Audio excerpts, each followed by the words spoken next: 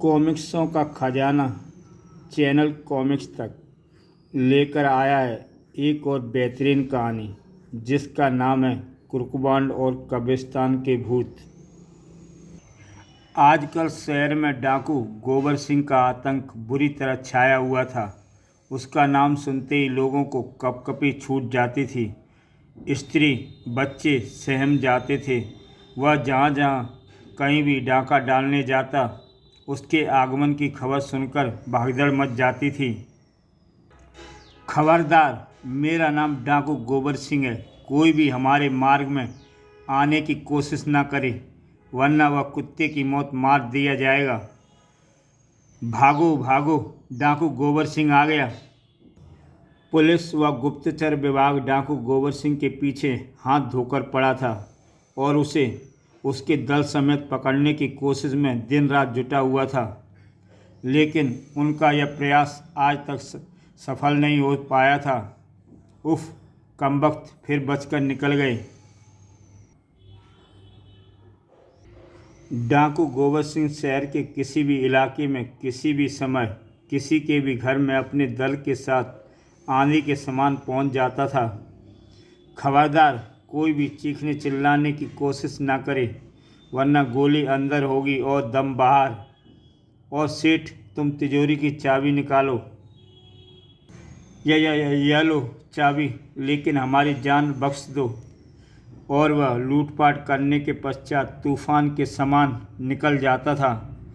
वह रहा, पीछा करो। और शमशेर सिंह, तुम कंट्रोल रूम से संपर्क करके उन्हें स्थिति के बारे में सूचित करो, ताकि वे उसे आगे से घेरने की चेष्टा करें। Yes sir. पुलिस कई बार शहर की नाकेबंदी करके उसे घेरने का प्रयत्न कर चुकी थी, लेकिन ऐसे अवसरों पर वह अपने दल के साथ शहर से बाहर बने पुराने कब्रिस्तान के आगे स्थित जंगल में जाकर आश्चर्यजनक ढंग से गायब हो जाता था और पुलिस अपना माथा पीट कर रह जाती थी। सारा कब्रिस्तान और जंगल छान मारा, लेकिन कहीं भी उसका पता नहीं चला। पता नहीं सूअर हर बार कहाँ गायब हो जाता है। जब लाख कोशिश करने के बावजूद भी पुलिस डाकू गोबर सिंह को गिरफ्तार नहीं कर सकी और उसका उत्पात बढ़ता ही गया, तो मजबूर होकर पुलिस कमिश्नर मुच्छर सिंह को पुलिस ऑफिसरों की एक मीटिंग बुलानी पड़ी।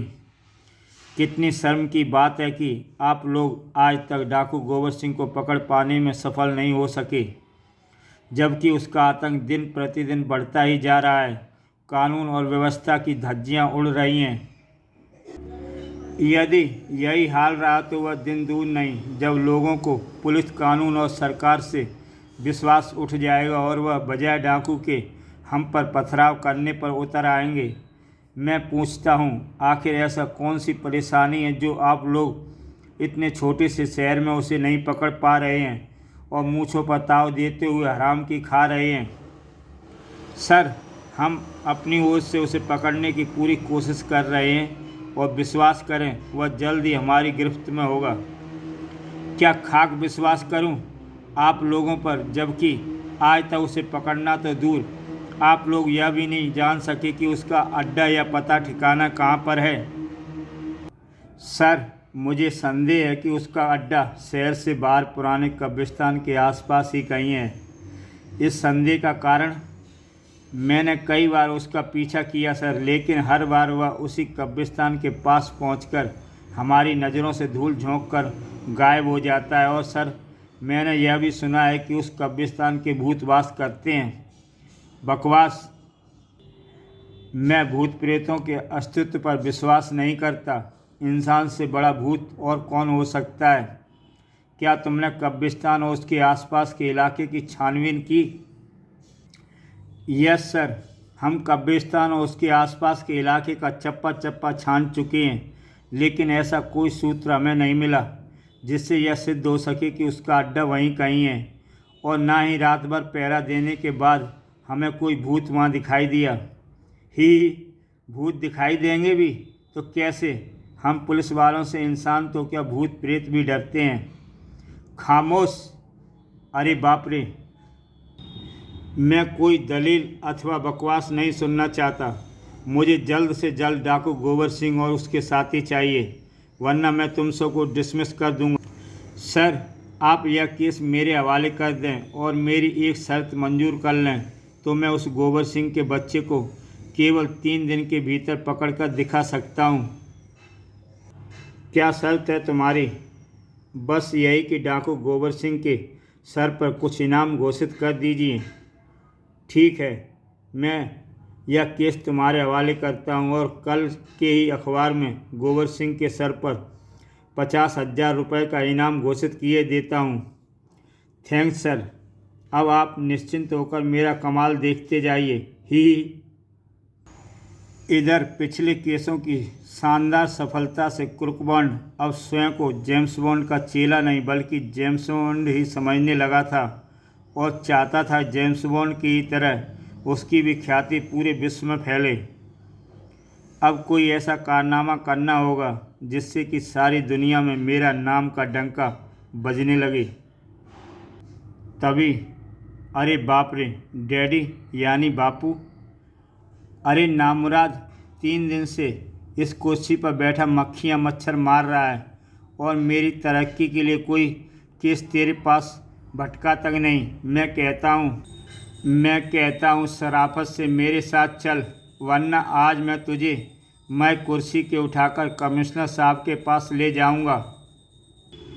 आज तो बापू बहुत ही गुस्से में लगते हैं, किंतु मेरा नाम भी जासूस कुर्कबॉन्ड है। हवलदारी नहीं करूँगा, भले ही घास ही क्यों न छीलनी पड़े। क्या सोच रहा है कमबख्त? मेरे साथ सीधे सीधे चलता है या पकड़ूं तेरी गर्दन? ओह, तो पापा आप इतने बड़ा जासूस होकर एक हवलदार की नौकरी करेगा तो दुनिया क्या कहेगी? भाड़ में गई तुम्हारी जासूसी और दुनिया तुम्हें हवलदारी करनी ही होगी। तभी कुर्कबॉन्ड की माँ भी वहाँ आ पहुँची। मम्मी मम्मी मम्मी, देखो ना पिताजी कैसी बच्चों जैसी बातें कर रहे हैं। कहते मुझे हवलदार बनना होगा। चुप हो जा मेरे लाल, मैं अभी इनकी खबर लेती हूँ।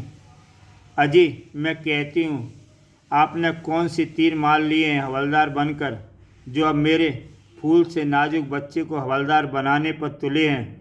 यह हवलदार की नौकरी हरगिज नहीं करेगा। देखो, तुम बीच में मत पड़ो जासूस की अम्मा, वरना। मैं कुछ नहीं जानती, मेरा लाल जासूस ही ठीक है। नहीं, मैं उसे हवलदार बनाऊंगा। नहीं, मैं उसे जासूस बनाऊंगी। आखिर मेरी भी कोई इज्जत है। अरे, इसे हवलदार बनाकर ही छोड़ूंगा। बेटा कुर्कबॉन्ड, यही मौका है, चुपचाप खिसक ले यहाँ से। कुर्कबॉन्ड जैसे ही ऑफिस से बाहर निकला, उसकी टक्कर मोटू उर्फ टिल्लू से हो गई। ऐसे दबे पांव कहाँ भागे जा रहे हो जासूस भैया? शिश, जल्दी यहाँ से खिसको, वरना बापूजी जोक की तरह चिपक जाएंगे। ओह, समझा। फिर अपने ऑफिस से कुछ दूर बरगद के वृक्ष के नीचे पहुंचकर वे रुके। उफ, बच गए, वरना बापू आज छोड़ने वाला नहीं थे। लेकिन ऑफिस तो खुला छोड़ आए भैया, यदि किसी चोर ने हाथ साफ कर दिया तो? ऑफिस की चिंता छोड़ो और बताओ कि कोई मुर्गी फंसी या नहीं।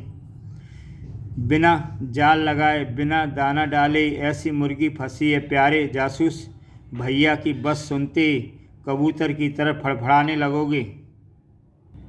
अबे तो जल्दी से बताओ ना, कहाँ है वह मुर्गी? यह देखो, आज के अखबार में यह किसकी फ़ोटो छपी है। और कुर्कबॉन्ड ने जल्दी से अखबार हाथ में लेके पढ़ने लगा। अगर यह 50,000 रुपये हमें मिल जाएं तो हम अपनी जासूस कंपनी की अच्छी पब्लिसिटी कर सकते हैं। विश्व में भी हमारे जासूसी का डंका बज जाएगा।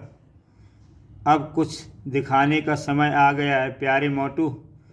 हमें इस 50,000 के चेक की हर कीमत पर हासिल करना है। वह तो तभी होगा बांड भैया, जब हमें यह मालूम हो कि इस चेक से संबंधित बैंक कहाँ है। इस बात की तुम फिक्र मत करो मोटू, इस बैंक को तलाश करना अब मेरा काम है। आखिर मेरा नाम भी कुर्कबान चेला ऑफ जेम्स बॉन्ड है। वाह, यानी कि अब गोबर सिंह के बचने के कोई चांस नहीं। लेकिन भैया, उसे फंसाने के लिए जाल कहाँ फेंकोगे?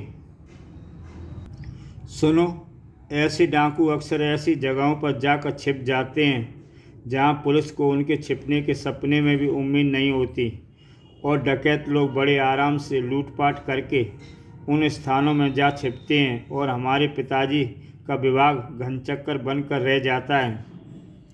ऐसे स्थान कौन कौन से हो सकते हैं बांड भैया? खंडर, बेहड़ और डरावने स्थल जैसे कब्रिस्तान। इन स्थानों पर रात को लोग बहुत ही कम आते जाते हैं। ऐसे स्थान तो शहर के बाहर और भीतर बहुत से हैं। तुम डाकू गोबर सिंह को कहाँ ढूंढोगे? जहाँ वह सबसे ज़्यादा शिकार करेगा वहाँ पूरा इलाका हमें छान मारेंगे। किसी न किसी बिल में वह चूहा दिखाई दे ही जाएगा। वाह, यह तरकीब अच्छी है। इस केस पर हम कल से चिपकेंगे। आओ फिलहाल घर चलते हैं। हाँ चलो, मैं भी तुम्हारे लिए मुर्गी तलाश करते करते बहुत थक गया हूँ। डाकू गोबर सिंह, अब तो दुनिया के ग्रेट जासूस कुर्कबान चेला ऑफ जेम्स बॉन्ड के हाथों बच नहीं सकेगा। अगले दिन सुबह डाकू गोबर सिंह का आतंक सेठ कानामल के यहाँ 5 लाख की डकैती डालकर डाकू काली कार में कब्रिस्तान की ओर जाने वाली सड़क कब्रिस्तान वो मारा। आखिर मेरा अनुमान सही निकला मोटू। गोबर सिंह का अड्डा जरूर कब्रिस्तान में ही कहीं है। फिर तो हमें जल्दी से पुलिस को यह खबर दे देनी चाहिए। कहीं ऐसा ना हो चिड़िया उड़ जाए और हम दाना ही फेंकते रह जाएं। अबे सड़े कद्दू, तू जरूर मेरा नाम मिट्टी में मिलवा कर रहेगा। अबे कलाकंद के अचार, अगर हमने पुलिस को सूचित कर दिया तो वह जाकर डाकू को पकड़ लेगी और हमें कोई फूटी कौड़ी भी इनाम में नहीं देगा। यदि गोबर सिंह को हम खुद कब्रिस्तान में जाकर पकड़ेंगे तो पूरे के पूरे 50,000 हमारे होंगे। लेकिन सुना है वहाँ बड़े भयानक किस्म के भूत होते हैं।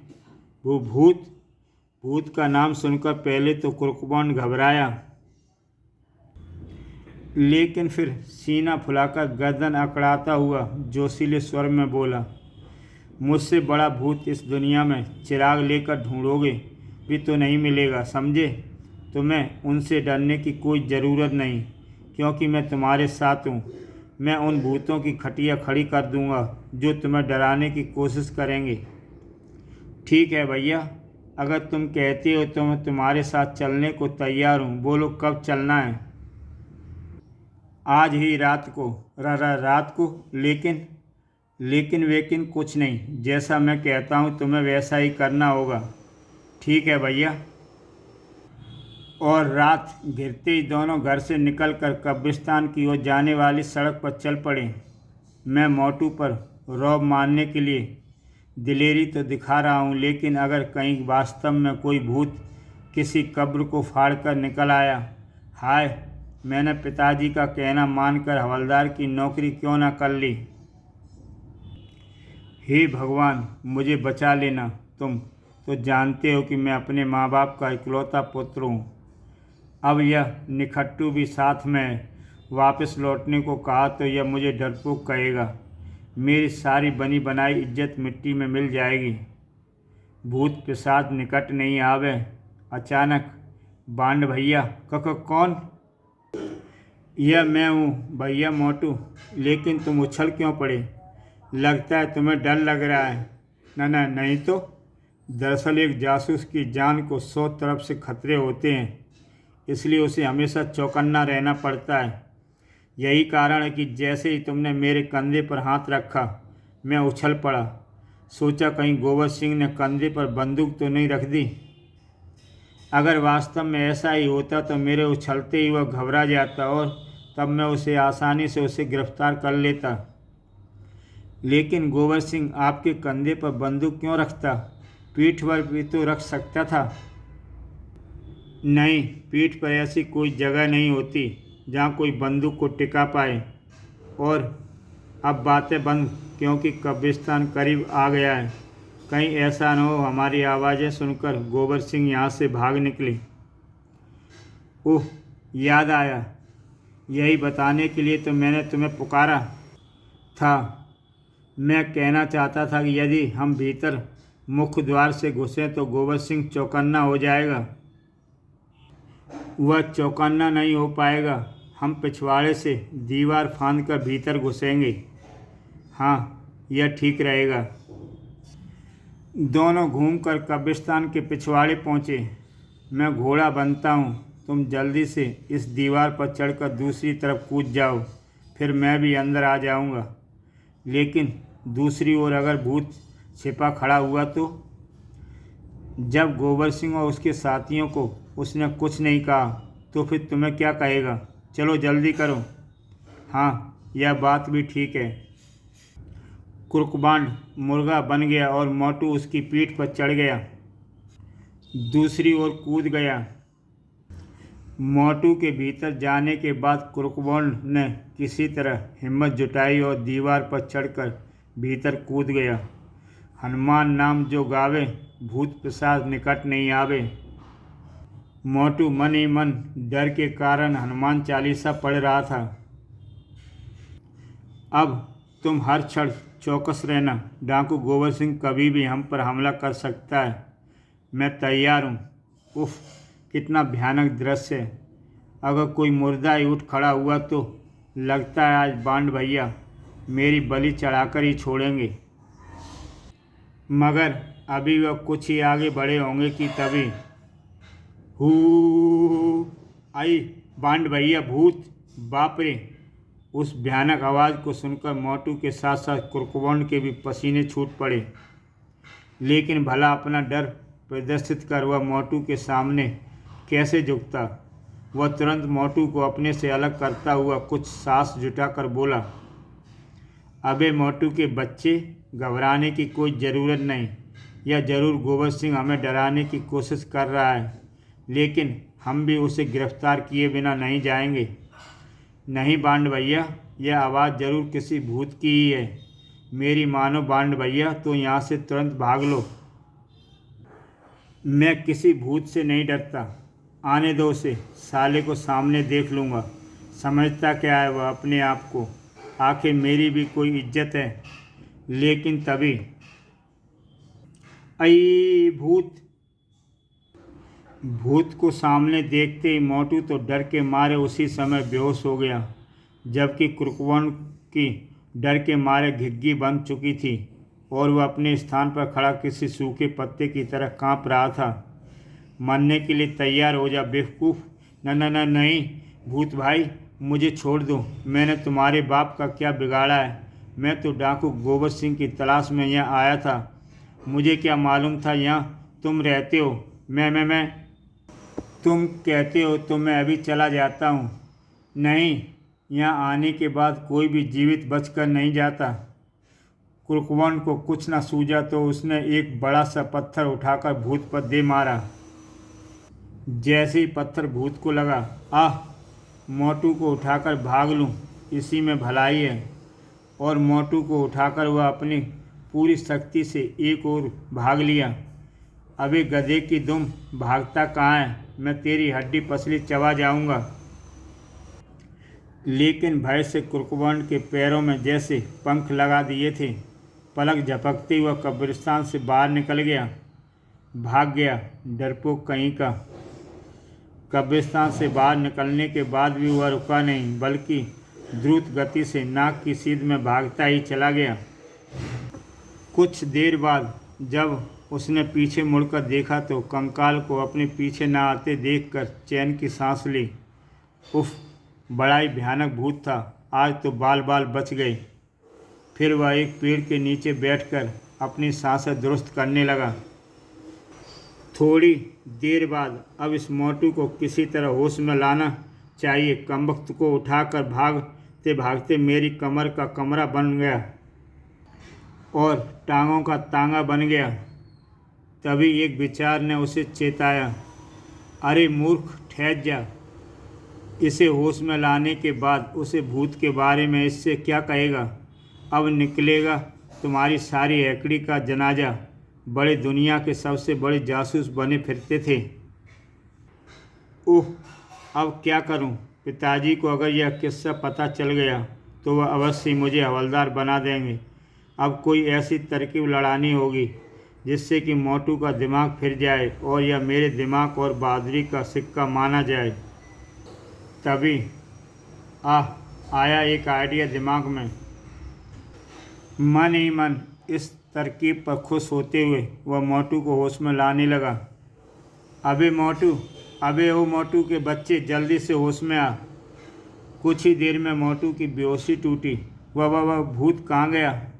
घबराओ नहीं मोटू, मैंने उसे मार भगाया है।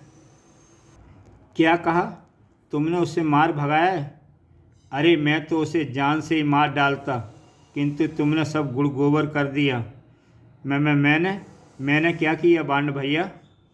अरे यह पूछो क्या नहीं किया। मैंने कहा था ना कि मैं तुम्हारे साथ हूँ, इसलिए बिल्कुल भी मत डरना। लेकिन तुम तो उस हड्डियों के ढांचे को देखते ही इस दुनिया से कूच करने की तैयारी करने लग गए थे। अब भला मैं अकेला कितनों को संभालता? क्या कुछ और भूत भी वहाँ आ पहुँचे थे? हाँ, तुम्हारे गिरते ही 3 और भूत वहाँ आ पहुँचे थे। वह तो शुक्र है कि तब तक मैं पहले वाले भूत पर काबू पा चुका था। जैसे ही वे तीनों मेरी ओर लपके, मैंने पहले वाले भूत को उठाकर उन पर दे मारा। मेरी ताकत देखकर वे तीनों तुरंत ही वहाँ से 9-2-11 हो गए। अगर तुम बेहोश न हुए होते तो कसम से आज उन सब का चूरमा पीस डालता, सुबह तुम्हारे साथ उनका नाश्ता करता। अबे मुझे क्या पता था कि 3 और आ जाएंगे। अगर पता होता तो मैं कहीं बेहोश नहीं होता। हाँ, क्यों नहीं, आखिर तू 30 मार खां की औलाद जो है। खैर, अब सुबह होने वाली है, ध्यान रहे घर पर किसी को भी इस बात का पता नहीं चलना चाहिए, वरना तुम्हारे डरपोक होने की बात सबको पता चल जाएगी और इससे मेरे सामान को ठेस पहुंचेगी। चिंता मत करो भैया, इस बात को किसी को कानो कान भी भनक नहीं होने पाएगी। कुर्कबांड के माता पिता उन दोनों के घर से रात भर नदारद रहने के कारण चिंता के मारे सो नहीं पाए थे। अतः जैसे ही कुर्कबांड और मोटू घर लौटे, मेरे लाल तू आ गया? अरे कमबख्त, यह कोई घर आने का वक्त है? कहाँ गया था? जल्दी बता वरना मैं तेरी टांगें तोड़ दूँगा। देखा मम्मी, ये मुझे अपनी बनावटी आंखें दिखा रहे हैं। इन्हीं के डर के मारे तो हम घर नहीं आ रहे थे। क्या कहा? अजय, क्या आप अपनी भयानक आंखें बंद कीजिएगा। कहीं मेरा बेटा फिर चला गया तो मैं किसके सहारे जीऊँगी? तुम चुप रहो अनोखे की माँ, तुम्हारे ही लाड़ प्यार में इस उल्लू की आदतें बिगड़ रखी हैं, लेकिन अब मैं और बर्दाश्त नहीं करने वाला। आज इस बात का फैसला करके ही रहूँगा कि आखिर यह चाहता क्या है। देखो मम्मी, अब यह आप पर भी रौब जमा रहे हैं।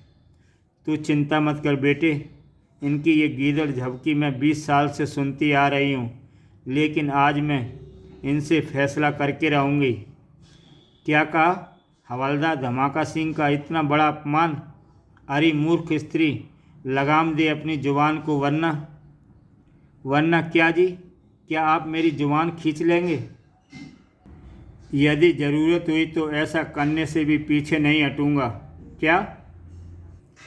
पति पत्नी के बीच झगड़ा यकायक तूफान की तेज़ी से बढ़ गया।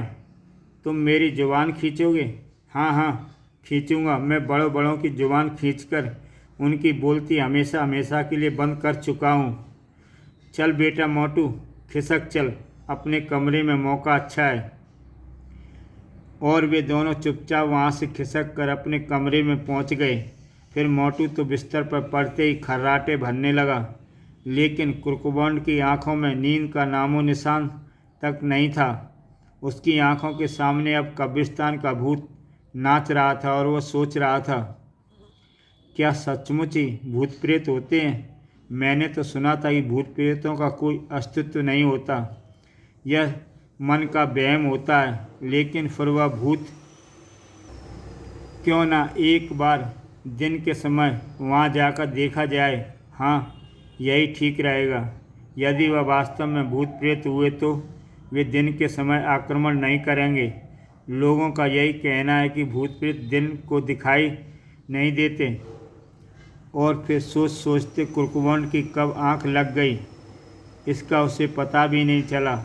अब मोटू के साथ साथ उसके भी खर्राटे कमरे में गूंजने लगे थे। उधर कुर्कुवंड के माँ बाप आपस में झगड़ते झगड़ते बुरी तरह हाँफ रहे थे। अचानक उनका ध्यान कुर्कुवंड और मोटू की ओर गया और उन्हें वहाँ ना पाकर उनके मुंह इस तरह बंद हो गए मानो तेज़ रफ्तार से दौड़ती गाड़ी को अचानक ही ब्रेक लगा दिया गया हो। वे दोनों कमबख्त कहाँ गए? जरूर तुम्हारे डर से फिर घर से भाग गए होंगे। यदि ऐसा हुआ तो मैं भी घर में नहीं रहूँगी। कल ही अपने भाई के पास चली जाऊँगी। चली जाना, लेकिन पहले उन्हें उनके कमरे में तो देख लो। दोनों उसी समय कुर्कुवंड के कमरे में पहुँचे। देखा, सूअर कितने आराम से सो रहा है। अरे भगवान, तुम नहीं समझोगी अपने लाडले की चालाकी को। कितनी चालाकी से हम दोनों को आपस में लड़ाकर वह खुद घोड़े बेच कर सो रहा है। ठहरो, मैं अभी उठाता हूँ। अजी रहने दो, मेरे बेटे की नींद को नज़र मत लगाओ। बेचारे रात भर जागते रहे हैं, इसलिए उन्हें सोने ही दो। उसके बाद दोनों वे वहाँ से चले गए। अगले दिन जब कुर्कुवंड की आंखें खुली तो वह बहुत चढ़ चुका था। दिन काफ़ी निकल चुका था। उठने में बहुत देर कर दी। जल्दी से नहा धोकर नाश्ता करना चाहिए। उसके बाद कब्रिस्तान का एक चक्कर लगा आऊँगा। हो सकता है डाकू गोबर सिंह को पकड़ने के लिए कोई सूत्र हाथ लग ही जाए।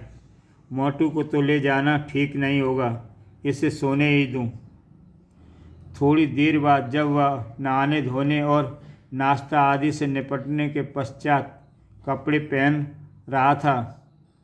बेटा, इतनी सुबह सुबह कहाँ जाने की तैयारी हो रही है?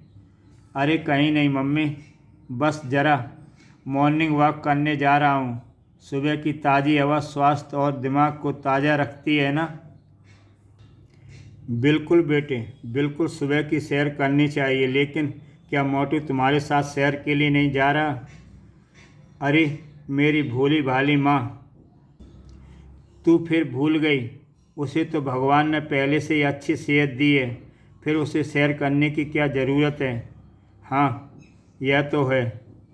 फिर कुर्कुवंड तैयार होकर जैसे ही घर से बाहर निकला, तभी भौ भौ भौ, ओह चेला मनमोजी राम, तुम भी खूब मौके पर दिखाई दिए प्यारे मनमोजी राम। तुम्हें बिल्कुल भुला ही बैठा था। आओ तुम्हें भी मॉर्निंग वॉक करा लाऊं। फिर उसने गैराज से अपनी विशेष मॉडल की मोटरसाइकिल निकाली और कुत्ते मनमोजी राम को पीछे बिठाकर पुराने कब्रिस्तान की ओर चल पड़ा।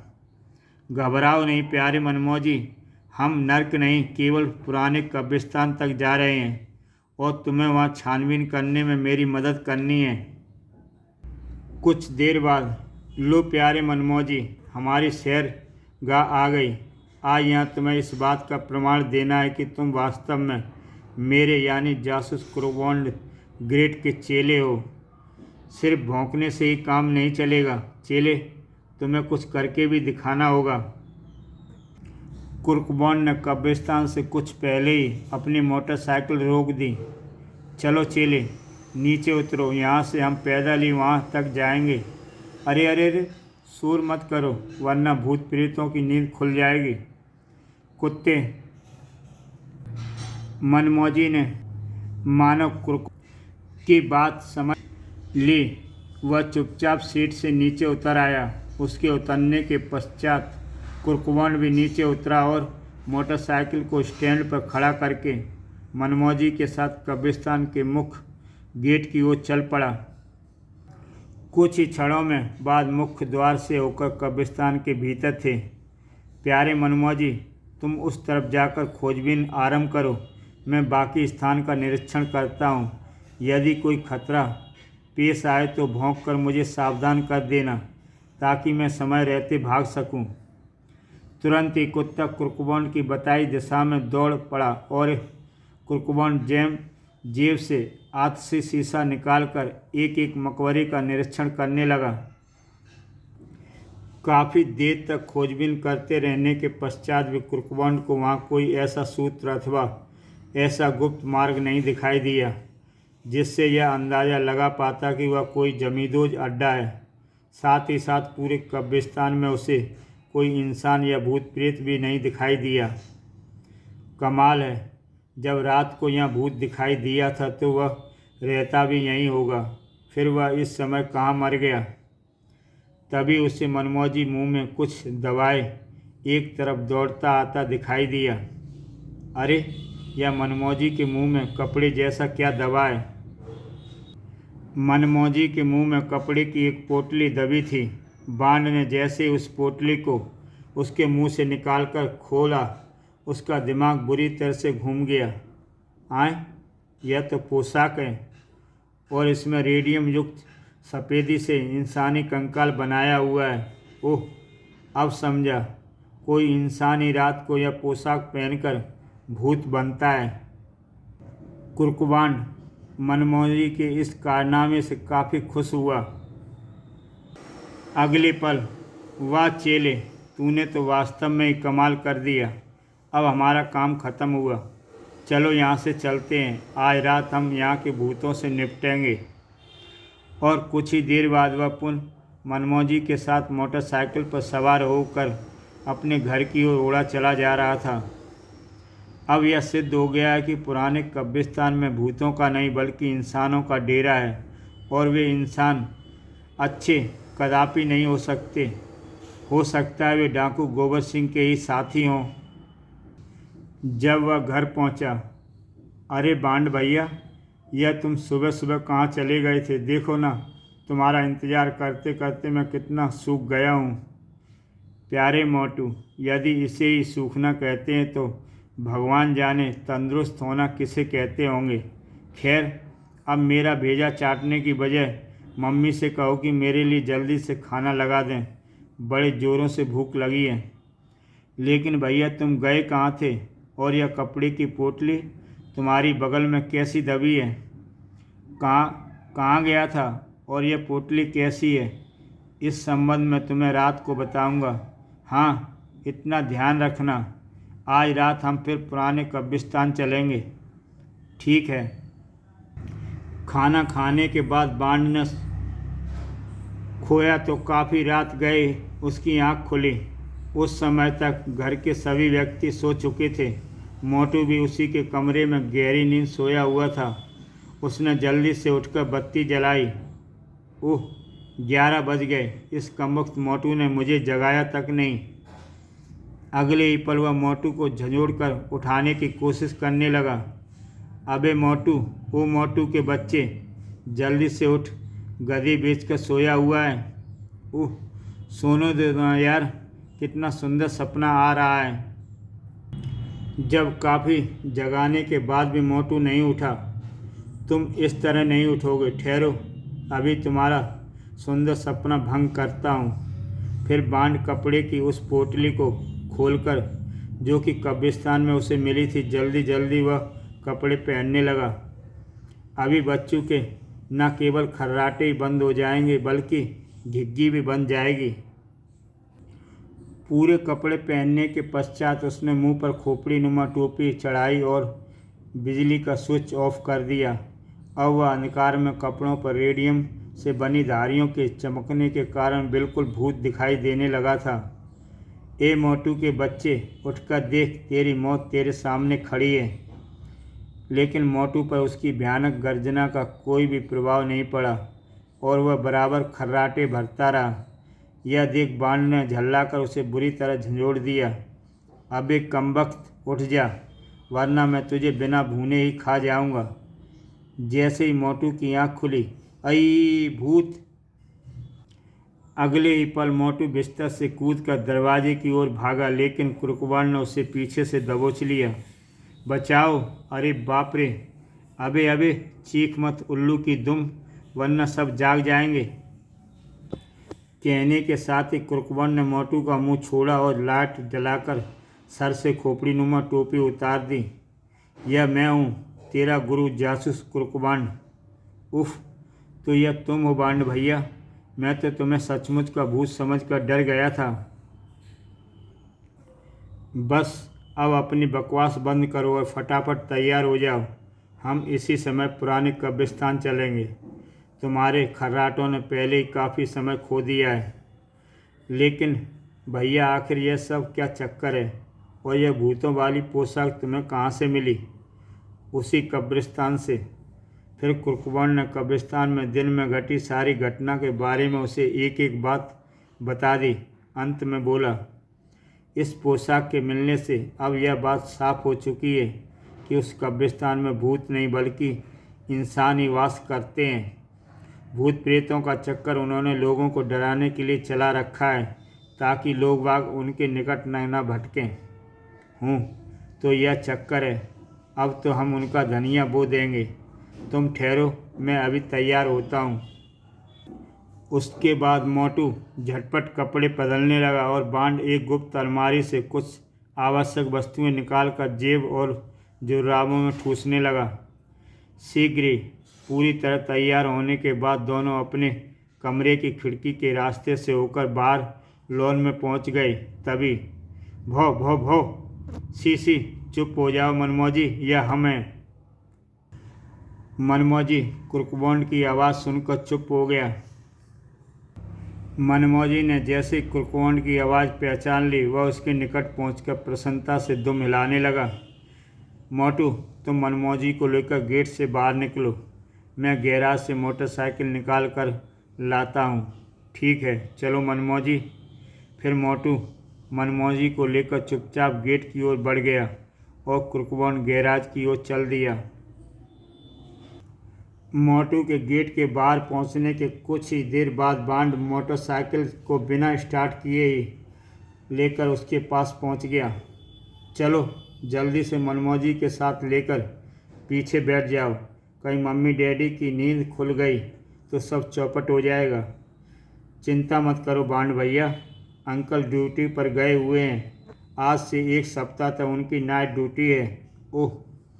फिर मनमौजी के साथ मोटू के पीछे बैठते ही कुर्कबन ने मोटरसाइकिल स्टार्ट करके पुराने कब्रिस्तान की ओर दौड़ा दी। लगभग 15-20 मिनट पश्चात कुर्कबन ने कब्रिस्तान से कुछ ही दूर पर मोटरसाइकिल रोक दी। क्यों, क्या हुआ? गाड़ी क्यों रोक दी? गाड़ी को आगे ले जाना ठीक नहीं रहेगा। इसकी आवाज़ सुनकर अपराधी चौकन्ने हो जाएंगे। नीचे उतरो, यहाँ से हम पैदल ही आगे बढ़ेंगे। मोटू और मनमौजी के नीचे उतरने के पश्चात बांड ने मोटरसाइकिल को पास की झाड़ियों में छुपाया और फिर मोटू से बोला, मोटू भाई, अब ध्यान से मेरी बात सुनो। मैं चारदीवारी फांद कर भीतर प्रविष्ट होऊंगा। तुम मुख्य द्वार से भीतर आओगे। मैं अकेला? अबे डरता क्यों है भैंसे? भीतर कोई भूत प्रेत या शैतान थोड़े ही है जो तुझे खा जाएगा। यदि खा भी जाए तो चिंता मत करना, मेरे रहते हुए वे तुझे आसानी से हजम नहीं कर पाएंगे। और यदि उन्होंने मुझे खाने की जगह गोली ही मार दी तो अल्लाह का नाम लेकर खुदा को प्यारे हो जाना। अब बकवास करना छोड़ो और आगे का रास्ता नापो। लेकिन तुम भी मेरे साथ मुख्य द्वार से भीतर क्यों नहीं चलते? 1 से 2 भले रहेंगे। अबे मोटू, तेरी बुद्धि क्या वास्तव में ही घास चरने गई है? क्या इतना भी नहीं समझता कि यदि अपराधी मुझे इस पोशाक में तुम्हारे साथ भीतर घुसते देखेंगे तो उन्हें यह समझते देर नहीं लगेगी कि मैं उनका साथी नहीं बल्कि दुश्मन हूँ। कुर्कबांड की बात में वजन था, इसलिए मोटू चुपचाप मुख्य द्वार की ओर बढ़ गया। मोटू के जाने के बाद, प्यारे मनमौजी, अब तुम सुनो। तुम्हें बाहर रहकर ही निगरानी करनी है। यदि कोई भूत प्रेत या शैतान की औलाद बाहर भीतर घुसे तो तुम्हें यह पता लगाना है कि वह कहाँ जाता है और क्या करता है। समझ गए ना? बहुत खूब, यानी तुम भी सारी बात अच्छी तरह समझ गए। ठीक है, चलो तुम भी यहाँ से फुटो। मनमौजी तुरंत मुख्य द्वार की ओर भाग लिया। उसके जाने के बाद कुर्कबॉन कब्रिस्तान के उस हिस्से की ओर चल पड़ा जहाँ से वह पहले मोटू के साथ कब्रिस्तान में प्रविष्ट हुआ था। अब साला डाकू गोबर सिंह मेरे हाथों नहीं बचेगा और 50,000 के नोट ही। दोस्तों, आगे क्या हुआ यह सब जानने के लिए आप देख सकते हैं कॉमिक्सों का खजाना चैनल कॉमिक्स तक पर इसका दूसरा भाग, जिसका नाम है इंसाफ का डंडा। तो दोस्तों, फिर मिलते हैं एक नई कहानी के साथ।